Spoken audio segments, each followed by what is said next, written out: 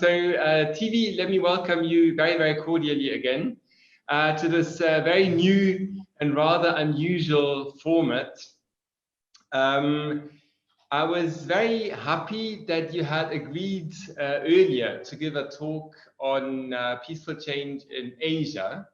But because of everything that has happened in the last months, we decided to change the title a little bit, and TV is going to talk about the liberal world order after COVID-19. So we're going to dare to look a little bit into the future. So he's the founding director of GRENPEC, which looks on a global level at the phenomenon of peaceful change. And he's obviously published a lot of really fantastic things about the topic. TV, without any further ado, I could continue now with all kinds of things and former president of International Studies Association, everything. But because I'm simply interested in having a great conversation with you, I'm going to start. So TV, first question. When we talk about the liberal world order, what is that actually? Yeah, the liberal world order is the international order set up in 1945 as a result of the victory of the liberal states over non-liberal states, Germany, Italy, Japan, etc., allied powers. Doesn't mean that the entire world was under the liberal order. You had the socialist order under the communist movement led by the Soviet Union. So a large part of the world was under the liberal order, especially Western Europe and United States, and quite a bit of the developing countries that, even though accepted non-alignment as their policy posture, they were also very much benefited or not benefited, depending on where, by the institutions that the liberal states founded, led by the United States. So when the war ended, the United States emerged as the most powerful economy. Some 50% of world's GDP was the US, which now shrank to 25 and is probably going to be less in the coming years.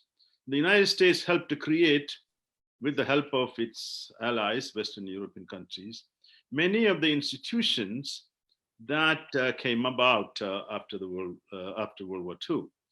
Bretton Woods institutions, IMF, World Bank, then through Marshall Plan and Truman Doctrine, etc., the liberal states created a particular set of ideas as well as institutions. Deeply surrounding that was the Liberal Alliance, NATO, North Atlantic Association, and as well as alliance, as well as Eastern European alliances with Japan, with Korea, etc. Now, the three foundational ideas of the liberal order are coming out of the Immanuel Kant's idea of liberal peace. So from a theoretical as well as policy point of view, the larger roots of liberalism, of course, long tradition, European tradition, but multiple iterations. In the contemporary world, we talk about three components. As the students probably know, the first is economic interdependence creates peace among states. The second is international institutions are important for managing collective action problems and also for peace. The third is democracy is the preferred form of government, and democracies have a separate peace. And internally, that means countries should be democratic, liberal democratic, not just electoral democracy alone, and that countries would then behave peacefully. All these are underwritten by the American power, which is based on its global reach, its bases, its enormous conventional military power, and the technological superiority. The second component is also larger part is liberal states tend to progress faster economically, socially. Therefore, they ought to have the preferred mode of system of governance. And they are in for peace, and it would continue for a period of time because liberals think that's the ultimate form of human achievement in terms of social order. Now, what we are witnessing today are these crises, some human-made, some God-made, if you want to call it, affecting the liberal order. And we are at that moment when, after almost 70 years of international order, partially led by liberal states, but after the end of the Cold War in 1991, the moment of liberal victory over communism, the other illiberal system, gave an exuberant idea that liberalism is now the dominant, the end of history idea that Francis Fukuyama wrote about it. Although his ideas are a lot more than that, people somehow use that title to criticize the notion. So I think today we are witnessing another pivotal challenge, pivotal moment. So that's the fear about whether the liberal order will sustain. And it is accentuated by the rise of China, which is not a liberal state, although adopted quite a few of liberal ideas, economic interdependence, as well as institutions, increasingly using institutions. So we can go into that topic of China's use of liberal instruments at the same time with an agenda that is not liberal order. It's a different order. We can always talk about a Sinic-centered order, going back to history to some extent. What would be the key features of such an order, of an alternative order? Yeah, so that is the big question. The Chinese have only given partial exposition, if you want to call it. Some say it is the tributary model that China had during the 13th century onwards, with its peripheral states, smaller states, Korea, some of the areas of Southeast Asia, Burma, and they tried it with Japan, but was not very successful, which essentially means China will be the center of the world, Middle Kingdom idea, and that the smaller states, entities will have autonomy as long as they show deference towards the Chinese emperor. And China will protect them. China will be benevolent toward them. It is a kind of hegemony. The Americans had this Monroe Doctrine, as you may call it, for the South American continent. And basically arguing that as long as countries don't challenge American hegemony, they can survive, but obviously some support to their economic development as well. But the Chinese model is based on order. Principle is order, social order. And that we have to forget about independence and freedom that liberals consider as most important cherished goals. And that order is very important because Chinese history is full of conflict and war and chaos, challenge to the established order. So China is keen to become, return to its dominance that it held. Some 36% of world trade was coming from China for hundreds of years, okay? So until the Europeans established colonies, developed their attitude, developed their system of colonial control, India was providing 26% of the world's economy, China 36%. So combined with some 60% of the global economy before the European expansion took place was from this part, these two entities, as of course they're not united in the way. And there was a lot of trade going through the Silk Roads, which were not controlled by China, but to Europe and to Central Asia. So China would like to create a system whereby its status is recognized as a dominant power, dominant state. It will support development. It will not interfere in others' affairs as long as nobody bothers it. So a lot of things liberals do, such as humanitarian intervention, RT, responsibility to protect, etc. All those are not very important for that conception that countries should be sovereign. So a lot of Westphalian ideas At the same time, a lot of ideas of hegemony, benign hegemony, let's put it that way, and economic dominance, technological dominance, as China had at some point, and that the liberal state should accept China as a co-equal and potentially as the dominant state with the largest chunk of the world economy. And this is difficult for the liberal states, as any dominant groups. Western dominance has been last 500 years. It's difficult to pass it along. Accommodation of a rising power, as we know, is not easy, and that resulted in wars. Often it is the post-war settlement that creates new powers, new centers. So the world is at a stage where the decline of the liberal order, partly due to American relative decline. America is not fully declined vis-a-vis China and others. Will it accentuate this process? And the American leadership on many issue areas, especially under Trump, seem to be declining. What does that mean for secondary states, other states, including European states? How will they manage this new order? Will you need China for your prosperity, economic prosperity? Will you need China for its for international institutions if nobody else is leading?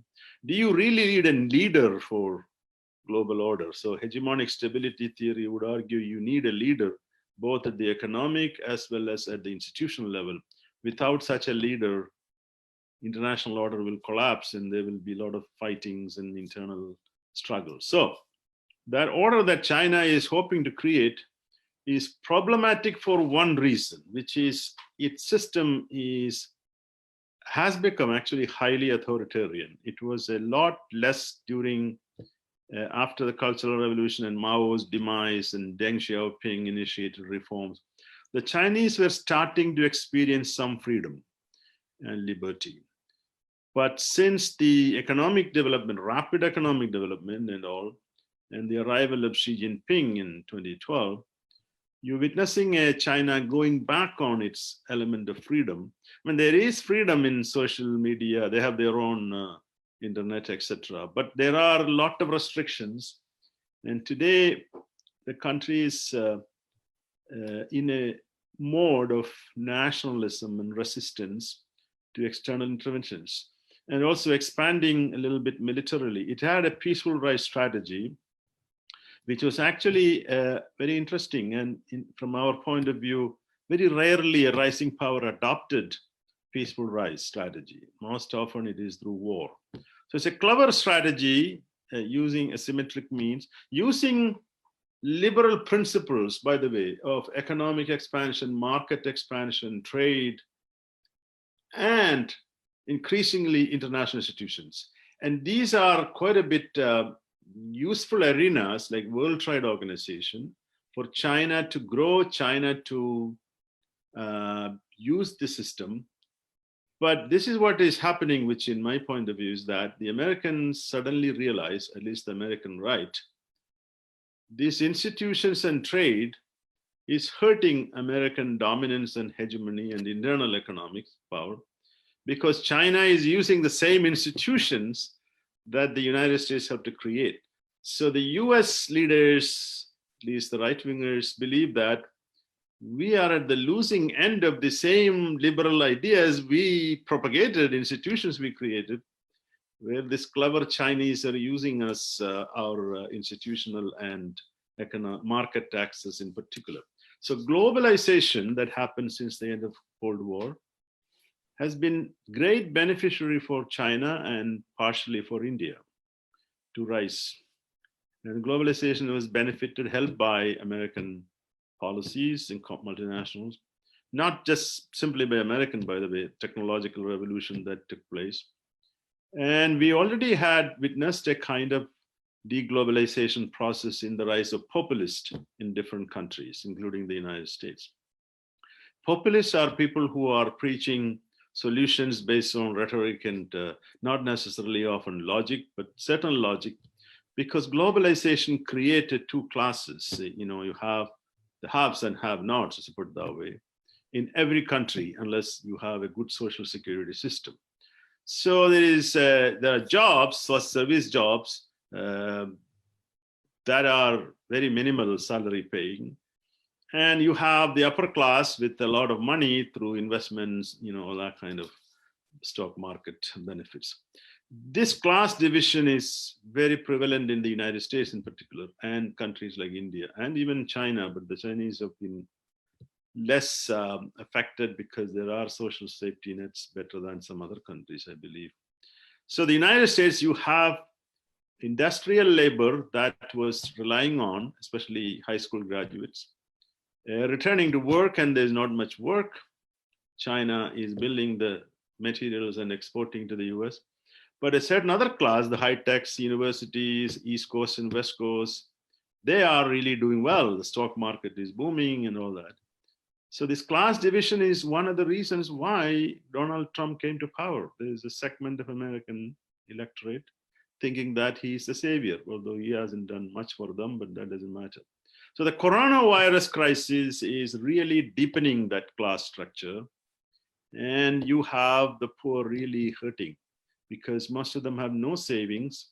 And if you have a limited job income with no social benefit, it affects their mindset and we don't know how they will react to the system if they don't create a better model of social welfare, economic welfare, etc. Chinese, to the question, the core question, can the Chinese offer an alternative to the economic system, political system, because it's all combined, by the way, that the world really need? And I think maybe economic arena quite a bit, but every other arena the Chinese have you cannot say their model is a replicable model for others. So that's another challenge. Mm-hmm. Would you say then that before the coronavirus, that the international system was already in some kind of a state of crisis? Or is the coronavirus actually likely to become the big game changer? Yeah, the international system was facing what you call a pre-crisis, a turbulent phase since the 2008-2009 financial crisis. So as you may recall, there was a huge collapse of the US banks, US corporations, and this really resulted in a huge drop in the stock market. And this is the time also when the developing rising powers led by China and India and Brazil and all the BRICS came up with many solutions, and G20 later on, which include many of these countries plus the G7 countries. And they kind of played a good role in that crisis, and they managed to help later on with Obama's initiatives internally too. The world economy returned to a period of progress. But the underlying inequalities were persisting or not going away. All it needed was populism. So you see populism in different countries. You find that in Turkey, for instance, Russia, of course, had a Yeltsin. In India, this is another democratic state that was, you have Mr. Modi coming with the populist ideas. And Hungary, as you know, Europe, and a few others. And suddenly in the United States, the defeat of Hillary Clinton, who was globalist in many ways, and the victory of victory of Trump. He's certainly the populist of the most populist you can find. Even facing this crisis, his approach is one of populist approach, which is probably his downfall, I think. So I have a point to make on this populism's potential decline too. So I'm not saying that the order is in crisis or order is not in crisis, but the liberal order always had faced crises in history. Okay, it's not like liberal order is linear with a progression without crisis. The liberal order faced crisis in the two world wars. Second World War was most important. The liberal order faced crisis in the liberal worldview, crisis in the Cold War period. So the liberals had some answers to the social problems that liberalism creates. Liberalism, free capital, laissez-faire, this create social inequalities. So the argument is that the crisis is not totally out of control for the liberals if they pool together resources and they come up with ideas. TV, let me follow up with a few questions by students and then putting them in my own words and then bundling them and putting them together. There are a few questions about the possibilities and opportunities for peaceful rise as opposed to a violent one. So there are questions, for instance, one student quotes Mearsheimer and his prediction that the rise of China can't be all that peaceful. How do you see that? I mean, you are, after all, the founding director of a research grouping that calls itself Peaceful Change. So what opportunities for peaceful change do we have? I think the fact that Mearsheimer and others, including the latest Allison book on Thucydides' trap, they're reading too much from European history. European history of great powers, I meant, classical European history.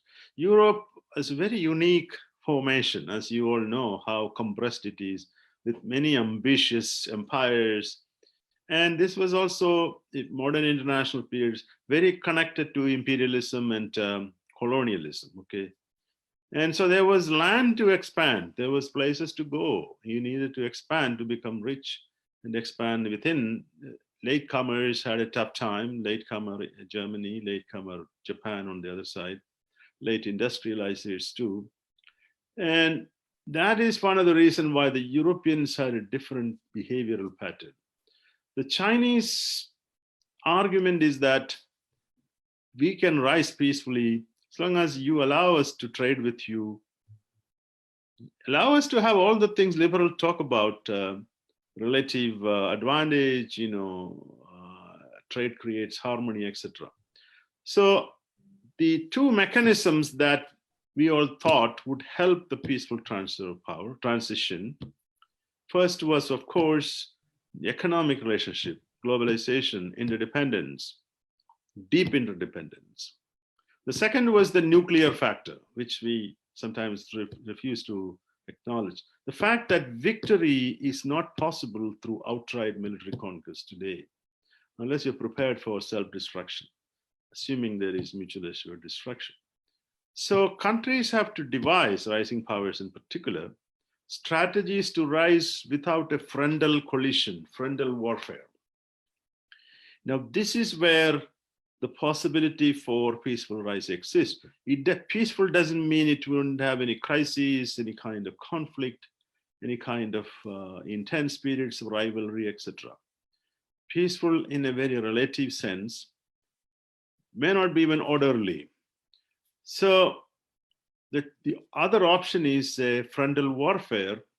So what I think what is likely to happen is, depending on who is going to emerge as most powerful economically, you may find a period of intense tensions in the South China Sea, in the Taiwan Straits, different parts of the world, even India, China, or Indian Ocean region, because China may, at least elements of China, as you're already witnessing the PLA and others, try and push this opportunity to expand militarily.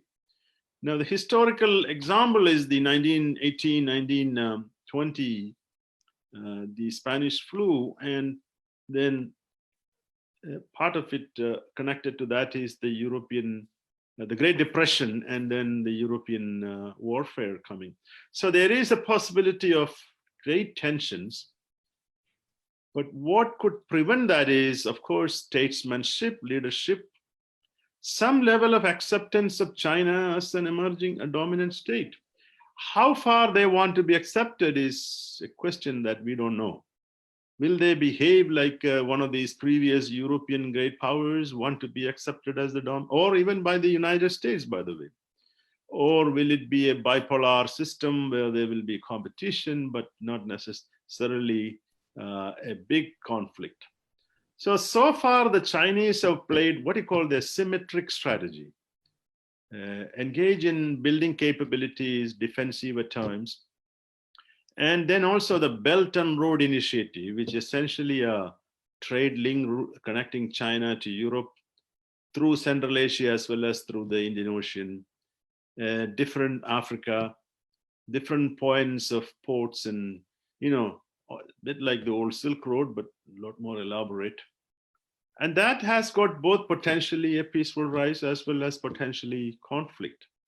So that is a great strategy if you think about it. If it succeeds, China will become the dominant trading state. And when it is becoming the dominant economy, as in the past, China will have some hegemonic control. So peaceful rise could happen in areas. I'm not saying it's all for the good, by the way. Some will lose their sovereignty and equality, etc. And the question is whether the European states will always align with the United States if the United States withdraws and become a illiberal hegemon. United States is today behaving like a revisionist state, more than China on some of these areas, such as international institutions, the questioning of WTO, the questioning of WHO, a lot of other institutions that it helped to create and fund. And these UN subsidiary institutions, in which you have many in Vienna, you know, some are doing great job, think about, not necessarily always, but they are needed to manage collective action problems. And if they're completely gone, and then China may be the rescuer. And so it will have dominance over institutions. Already many are led by China. And if China pushes too hard, that is one of China's problems. Its soft power is problematic given its secrecy, the kind of thing we are witnessing today with the corona crisis. A lot of people are suspicious of what happened in Wuhan. Some people think the lab, it happened accidentally. But the point is that it didn't learn from previous lessons about SARS and this wet market that was kept open for so long. And even today, some say they're still operating, which is mind-boggling. If the Chinese want any control of there are other viruses waiting there to be released, so through these animals. And that habit that developed during Mao's period, during the Great Leap Forward, they suffered a lot of famines. And this was one way they were asked to go and catch anything that is moving on 4 legs or 2 legs or whatever. So that socialization has to happen. And unfortunately, China is not convincing the world that it is stopping this practice. It has the power if it wants to, okay? This is where I notice that many people are reluctant to talk about it because of cultural insensitivity. There's absolutely no cultural insensitivity. I'm all for vegetarianism, by the way. I think meat is a problematic thing, think about, or meat substitutes if you really need. So technology has to come that way. That's a very normative thing I'm talking here. But the Chinese have a responsibility. They want to be a responsible stakeholder or not. A responsible great power. They are poking around South China Sea a lot more intensely than they used to. They don't need to become more enemies with Malaysia, Indonesia, Vietnam, the Philippines. They can be their benign hegemony, and they have a good trade links with them too. So more enemies are not what China should do, but the domestic politics within China, the communist parties and the PLA, there is a lot of pressure among themselves, and Zhou Qing and Xi Jinping, we don't know how solid his position is. So this domestic politics is part of the reason why you see China behaving sometimes quite differently than this peaceful rise idea. So if I were leading China today, I would push forward peaceful rise and come up with smart ideas to get out the world out of this and get more allegiance from countries, including European countries, or at least non-enmity, rather than trying to unilaterally gain from it. If it happens, China will lose more. So peaceful rise may become more tense, turbulent. It all will depend how the leaders will create an order after the crisis is over. When it will be over, I have no idea. Yeah. No, TV, before we went on air today, so to say, we had a private conversation And we're chatting a little bit. You actually started with the concept, thinking about the de-globalization. And there probably are, at first glance, a few indicators, right? So Donald Trump obviously doesn't base his economic policies on something like the law of comparative advantage. If we look now at the state of global health, then there are the international travel is curbed. That affected, amongst others, us as a profession, but obviously way beyond that. And travel is probably something that is part and parcel of this globalization and imagining something bigger than just the nation state. So in short, the question: are we witnessing something like a de-globalization? Are we likely to witness one in the future? Yeah, so this is also a very historic process. You probably know the famous book by Karl Polanyi. It's called The Great Transformation. He talks about the European contraction and the whole fascism arising. So his argument was history is a history of double movements. Essentially, you have expansion and then you have contraction. Expansion because of the economic processes take place, capitalism and all that. But it creates winners and losers. And when the losers become ideologically organized, what you see is, what you notice is that class conflicts arise. And in the European case, you had ideologies that really prominent, Marxism, even fascism, even Nazism, used a certain support from these people who are marginalized, and the support base coming out of different groups. And so there's this force of nationalism, ultra-nationalism, of course, civic nationalism, another way to look at it, and ethnic nationalism, prominent. All this can affect a globalized world. Globalization is because globalization, as you know, is multi-pronged. It accelerated, it has been since antiquity, of course. And the colonial period, by the way, was highly globalized. Of course, only certain categories of people roamed around the world and the ships that are going in. And if you look at colonial period, there were a lot of pandemics, there were a lot of plagues and a lot of choleras. And in fact, 90% of the North American indigenous people were wiped out by these spread. So it's not new, by the way. There was also a plague that affected India. People forget that some 8 million people died in the Spanish flu in India. Apparently the highest killing field was India. Not many Indian historians talk about it. Many before that, coming from British soldiers or Indian soldiers attached to the British in the ships and everything like that. So now the contemporary globalization, 91 onwards, let's put it that way, it's intensified.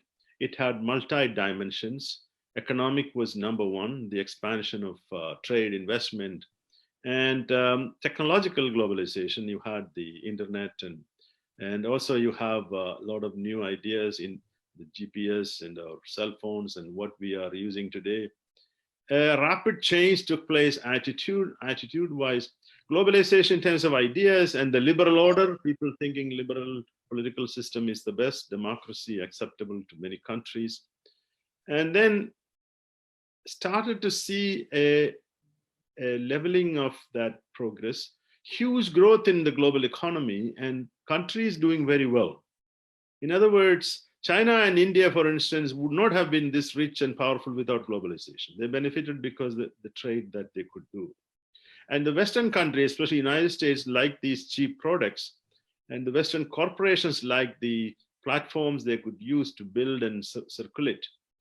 Now, as I said before, industrial era jobs were built around low trained, people who don't have anything more than a high school. See, there was a time when all you needed was a high school degree to get a diploma to get a job in a company in the US, a lifelong job with a pension and all that stuff, social benefits. That disappeared or mostly disappeared. Many of them went to China and these developing countries. But what the proponents of globalization failed to do was, their predecessors, when they faced crisis, came up with solutions. For instance, the Roosevelt's great ideas of welfare state, the whole social medical care, and the monies people have to pay for their welfare. So this was very useful for America to avoid intense social divisions after World War II. You had these GIs coming back after war. Many of them were given housing. They were absorbed because of that welfare state. You had intense social conflicts in the 60s, racial conflicts. And that's when Johnson, the Great Society idea, and the whole idea of civil rights acceptance.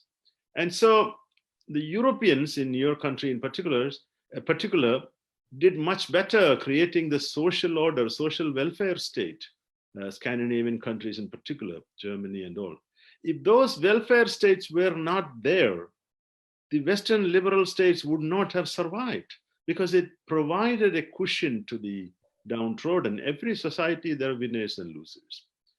And today, after this new globalization, what it did not do was provide that kind of welfare area. The Washington consensus is that free market is everything.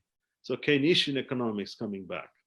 So what we are missing is this ability to prevent total social dislocation for a large number of the population.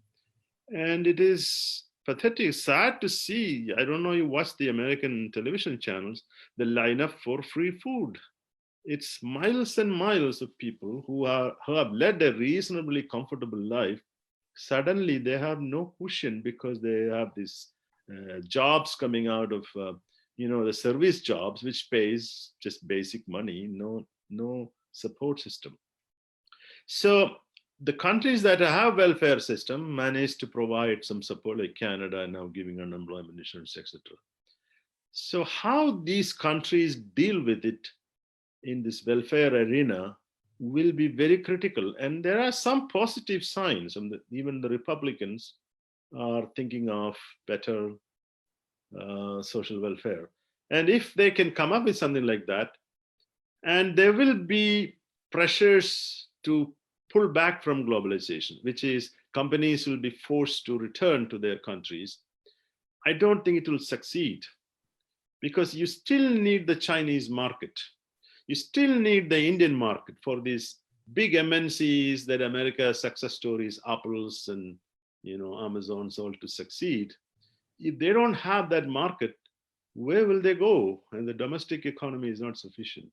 So there will be some pressure, but I have a feeling that many industries that are very important for, like medical, pharmaceutical today, food industry to some extent, there will be a lot of internal rebuilding of those industries and supply chains. But I don't think it will be completely gone. If it is completely gone, that would be the decline of China, a dramatic decline. And we don't know, when countries feel they are unjustly treated, as we know the history of Germany and Japan and others, they have a tendency to become violent, and that is one of the fears. So deglobalization could be a temporary process, but whoever is going to practice that will fail, because autarkic development you can grow, no country will grow more than 2 to 3%, and that's not enough, especially developing countries, to get rid of their poverty, etc. So therefore, my sense is there will be some retrenchment, and this deglobalization may affect every aspect of the liberal order, the three Kantian things we talked about, the economic interdependence, the institutional basis, and democracy. So all the three need prudent leadership. One of the assumptions behind the liberal order, the liberal state produces prudent leaders because of the competitive nature of elections, and you can get rid of the leader who is not prudent. And they will be restrained through these institutional, both domestic and international institutions. And what we are witnessing is some of these leaders, including Mr. Trump, are trying to get out of that restraint, through his little ideas. And most often they are not based on any science, rational thinking. It's based on appealing to certain segment of population. I think they will fail because look at every leader that is populist, the Brazilian one in particular, it seems he can't handle this problem. Trump cannot handle it. Indeed, it is the prudent Angela Merkel who are really doing better, women leaders, by the way, which is good to know, that the New Zealand leader, etc., seem to be doing better. So if they can show to the world these successful cases, management, that populism is not the way to go, and also not to push too hard for this division of the world. That's where the Europeans have to play a role. It's a delicate role. We don't need another Cold War, another bipolar order. Okay, none of us will benefit. None of us means other than weapon makers and arms manufacturers, military industrial complex. And America that will become very, internally focused and externally aggressive will not be good for anybody, or a China that is highly militarized. So we need to think of a new international order, like the post-war period that the smart thinkers in Bretton Woods and others came about. If we want to avoid this deglobalization and collapse, and as we witnessed in the 1930 situation. But I'm not totally convinced that the world is on that path. There are some lessons learned. For instance, there's the rapidity with which the states, including the United States, came up with financial release of money and support for the people affected by this. That is an amazing difference from 1930s, 1920s, 30s. The state actually withdrew at that period. So today the state is very important. So that is another question. What kind of a state? This intrusive state. In fact, it has information now. It needs the information to control this menace. So at the same time, we don't know what that information will lead to in terms of people's freedom, the liberal democratic order, etc. So the deglobalization is happening. But my own sense is it may be part of the cyclical nature of international order, liberal as well as illiberal at times. The last aspect of what you just said, it always makes me remember Charles Tilly and his argument, war makes states and vice versa. Yes. So that historically, during massive crises, wars, the state expanded and then usually doesn't track down. There were a couple of student questions about this as well. So is it likely that we're going to experience after this corona crisis a stronger state that is perhaps going to take less care of safeguarding civic political liberties? Or are we going back to where we were? There were also a couple of questions about whether democracies do better or worse in a crisis like that, in terms of curbing the crisis. And a couple of skeptical voices, whether it's not authoritarian systems that unfortunately do better in that regard. Yeah, so look at the world today, you find some democracies handling it very well, some not so well. They are not, one can argue, the United States has become an illiberal democracy. It is, it has a lot of problems as a democracy. But hardly any of the populists is doing all that greater than democracy. So if you want to talk about Brazil, talk about India, of course, there is a lot of question mark whether it is spreading or not. Maybe not as badly as we thought, because the numbers coming out is much lower than what would, but it may be because they close the country very rapidly. Once it opens up, there will be spreading and other social economic difficulties. Russia under Putin, it's pathetic. So basically, quasi-democracies or semi-countries, small states like Singapore or Korea is a democracy, South Korea, okay? New Zealand is a democracy. really doing well, apparently. Australia, yes, democracy. So the idea that, and Canada, I mean, whatever you say, I'm pretty impressed with the Canadian response so far. I mean, of course, they didn't stop the international traffic, which was not a smart thing. The current number high in Quebec, for instance, because there was a school break and people were coming back and there was no testing, nothing at the airport. I was coming from Australia and just a week before the closure. There was nothing, no testing, no temperature taking. This was a big mistake, but the understanding that this was not becoming a pandemic, that's where the WHO has some problems too, was there. Somehow it can be managed, but it was not tested and people spread it out. They went to the old age homes where senior people are living and spread it there rapidly. But after that initial crisis, the Canadian state and provincial state under Canadian state Trudeau, they came out quite well. I mean, today we have quite a bit of social support. Students, everybody gets some support for the next 4 months.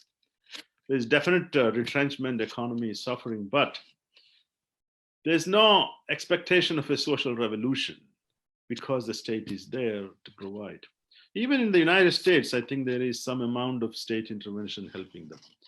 Now the question is democracy better than autocracy? That's a total myth that autocracy is always superior. There's an important study by Amartya Sen on how China dealt with famines in the 60s and India dealt with famines. India had no famines. Obviously, there is a lot of malnutrition and suffering of the nature that it had before during the British period.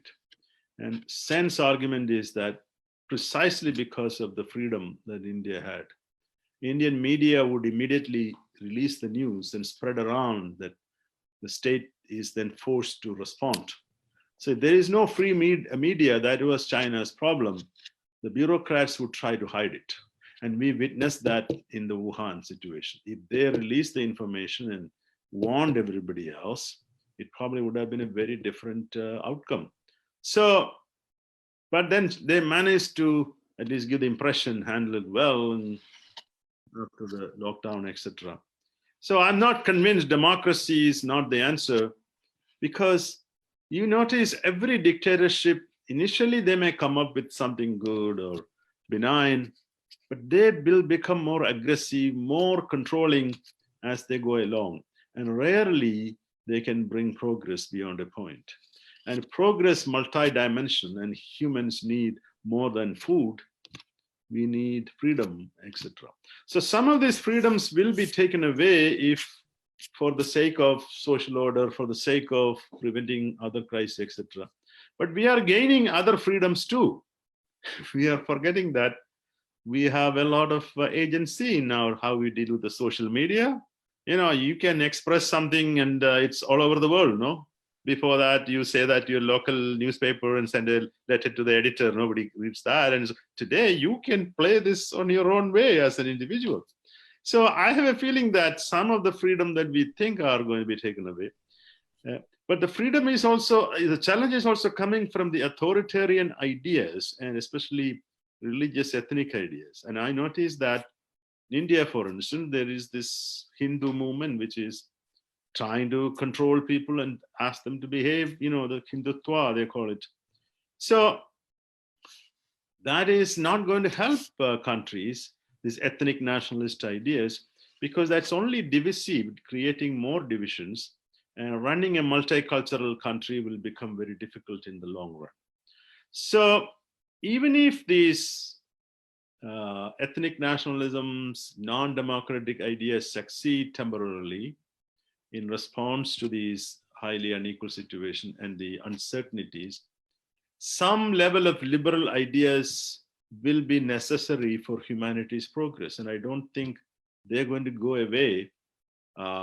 And pockets like even countries that have this tendency to oscillate can also return, because people then start asserting.